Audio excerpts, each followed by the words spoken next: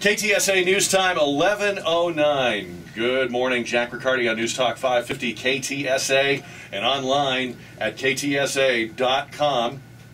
It's time to do some business for the 2011 election. We have the City Council candidates in District number 1 in the studio with us this morning. 5 of them. We're going to meet the candidates. We're going to give them all a chance to address the questions that will come from our 2 reporters from Plaza de Armas TX.com. That would, of course, be Elaine and Gilbert. Thanks for coming back, and good morning to you as well. Let's meet these candidates first. Going around the table, we have Diego Bernal, who's an attorney, running in District 1. Diego Bernal, welcome, and good morning to you. Thank you for having me. Also with us, Lauro Bustamante. It says Doctor at Law next to your name. What does that mean? It's a fancy name for an attorney. Oh, an attorney. Okay. So, is your doctorate a doctorate of law? Okay. Yes, doctorate of law. All right, very good. Welcome.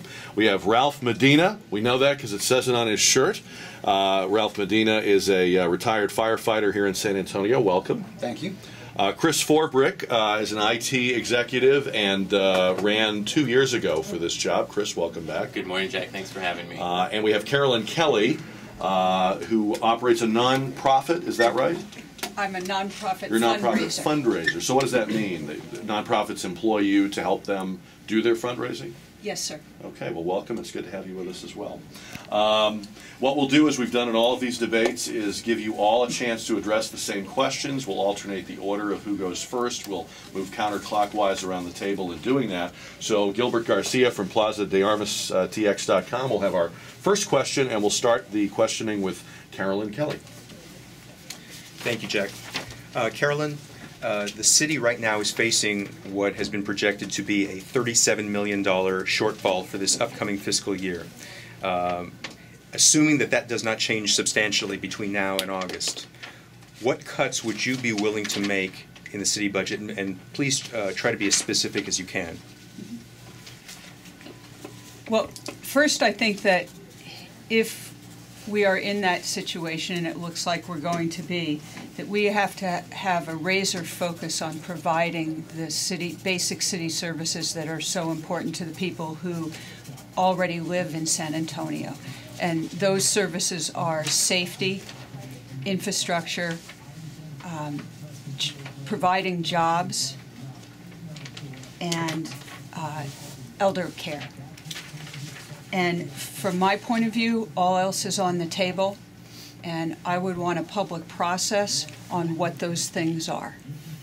Are there any programs that you're aware of now, or any that constituents have talked to you about that you think might be either expendable or that you might be willing to make some cuts in? I would want to have a public process surrounding that. Would you, are you open to the idea of raising property taxes, or what is your position on that? I'm not open to the possibility of raising taxes at all. Okay, thank you. Chris Forbrich, what's your view on the budget issue? Good morning, Gilbert. You know, there's no question that we're in tough budget times right now, whether we're in the Congress or the state legislature or here at City Hall. We've got to make some tough decisions. And it starts by putting our city spending to the Yellow Book test. You know, San Antonio is filled with so many small businesses, and putting out many of the city services to the Yellow Book test to see, can a small business do it better? I think it increases jobs in the area, and it helps stimulate the economy. And so I think I want to start by looking at how we can be more efficient. Now, I know we're not going to have money for everything, and we're going to have to make hard decisions, but the mayor and city manager have done a great job at trimming things on the budget, and we need to continue to look at those things. What we can't continue to do is just check in on city budgeting once a year. We need to have a review constantly of city spending to make sure it's in line with our goal and adjust it if we need to. But we have a lot of wasteful spending. I mean, a great example I want to talk about is that the city spends a great amount of money on ballet lessons in senior centers and takes money away from the food program for feeding seniors in need. And so I think that we need to look at things like that and say, is that really within our mission, or is that just another example of wasteful government spending? are you open to the idea of raising property taxes? I'm going to hold the line on taxes here. I don't want any new taxes, and I think, you know, the economy right now and the taxpayers are pretty clear on all that. That, you know, we need to get back to where we need to be, and we know this is the new normal, and we got to cut some of the spending. But no, I don't want any new sales or property tax. I don't think it's the right thing for the people of the city right now. Thank you. Ralph Medina, what cuts would you be willing to make in the budget? Well, you know, I think we're going to need to take a look at the overall process that we have in our budgets. We need to visit every department, take a look at whether they're being efficient and effective, decide whether, you know, which of those programs are truly needed. Do any stand out to you? You know, my main goal that I'm going to try to base everything on is, you know, I want to make sure I'm protecting the family and the seniors. Anything after that, I think should be put on the table. We have the opportunity to truly look at what we do. We need some, you know, we need to take a look at how we, like I said, we become more effective, combine some departments or combine programs. We've got a lot of programs out there that I think we can combine, reduce some of the bureaucracy, and make some steps forward in reducing that debt. What about property tax rates? Property taxes, they just need to stay where they are. We're not in a position financially, as a nation, as a city, to step into that arena at this time. Thank you. Lauro Bustamante. Yes, I would look at the budget, and my priority would be, of course, safety. In these times, I think crime is on the increase, so we need to definitely not cut on our police force and our safety and security. The second issue I would look at is health. I think the health of the community is absolutely essential. We need to focus on clean air, clean water, and clean food. Thirdly, I think education is very, very important. I think a well-educated community can handle any problems that come along. If we want to reduce waste and we get the community involved, we have a hotline that can call in. They can call in and say, well, I think this is wasteful. We'll look at it, and if it's wasteful, we should cut it. We need to look at all our options. There's not only, we just don't have one option, that is just to cut the programs or fire people. No, there's other options. Is an increase in the tax rates, is that open to you? No, I would not increase taxes. As a matter of fact, I would look at the taxes, especially the property taxes, to have a possible decrease. Our taxes have been going up every year, property taxes.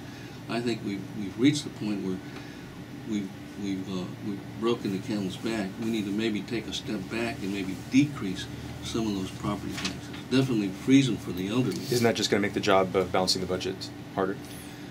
Yes, it will, but it will save a lot of people. I mean, it'll be better in the long run. It'll be better for the community.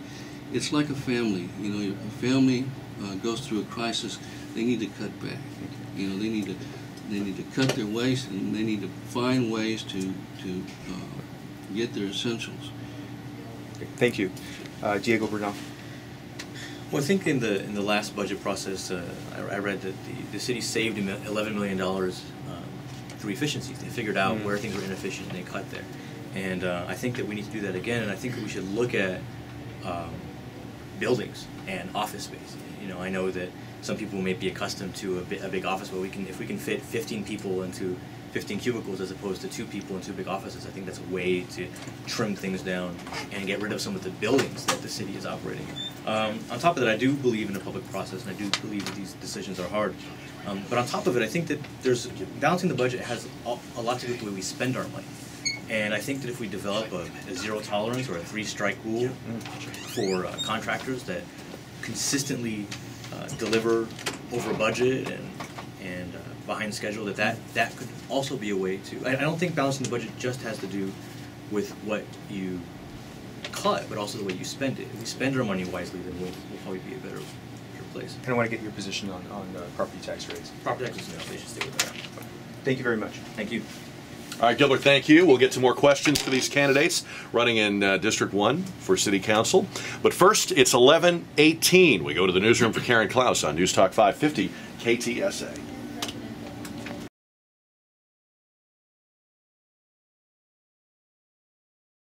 It's 11:23 on News Talk 550 KTSA. Jack Riccardi Show. We have a full house today. They've all taken time away from their fiesta activities and the campaign trail. Yeah, I know they're hitting a lot of fiesta activities and the campaign trail. These are the candidates for City Council District 1. And joining me to help ask the questions and raise the issues, we have Elaine and Gilbert from Plaza de Armas TX.com. So let's bring Elaine Wolff over here for the next round of questions that will start with Chris Forbrich. Good morning. Very nice to see you all. Let's talk a little bit about Hemisphere Park and development priorities in the city. The mayor has proposed and City Council has agreed to take $20 million in 2007 bond savings and put it into the Hemisphere Park redevelopment. We also know from the latest census figures that the city's really been growing to the north. So if you support that idea, I'd like to tell me, how do you defend that when there's so many infrastructure needs elsewhere in the city, some of them life-threatening infrastructure needs? And what would you do to sort of keep an eye on that development and make sure that it becomes something productive and great for the city and not just sort of a developer's playground? Chris Forbrich, I think you're up first. Good morning, Elaine. You know, I think that it's important to be very independent in your decisions, and for me, in 2009, I was a City Hall outsider, and today I remain that. And so I don't owe any favors to any developers or any lobbyists that may be interested in pushing that project. So it's really about what's best for the city. And you know, the biggest issue facing the city today is its budget deficit and how we're going to run day-to-day city services in the future. And so I know we're using some bond money, and maybe we need to use it responsibly. We do have some drainage projects, especially the redevelopment of the Broadway corridor, which would stimulate business, which would be very important. And I know we're working on that. There's some controversy that surrounds some of the changes made by the city manager's office, but focusing on some of our major corridors in terms of bond money, I think is a better use of that, and also looking at peripheral parking solutions that would bring people into the inner city. We are growing north, but we still have a very vibrant business community downtown, and we need to encourage that and work with local business leaders. And I think using bond money in terms of a transportation solution, I know VIA is working on some stuff, but peripheral parking and more downtown parking, I think, is a good use of that money. Do I hear, you know, we have a mayor who seems to be very popular right now. This sort of the SA 2020 and really rebuilding downtown and focusing on downtown is one of his major initiatives. Would you be willing to publicly take on that agenda if it meant getting crossways? Well, I think it's about doing what's right for the city and not just, you know, being on the mayor's good graces. I mean, you don't want to upset the mayor for no reason. But certainly I'm willing to support what's best for the district. Now, downtown is in District 1, and so it is important to all of us that we work on Hemisphere Park. But I think there are other areas of District 1 that need some attention too, especially where we see a lot of taxpayers living. And Hemisphere Park has kind of been a jewel of downtown, and I'm very hesitant to do too much to it at the moment if there's other things that affect quality of life of neighborhood residents. Thanks. Ralph Medina? Well, the opportunity exists to do something on a world-class basis with that piece of property right now.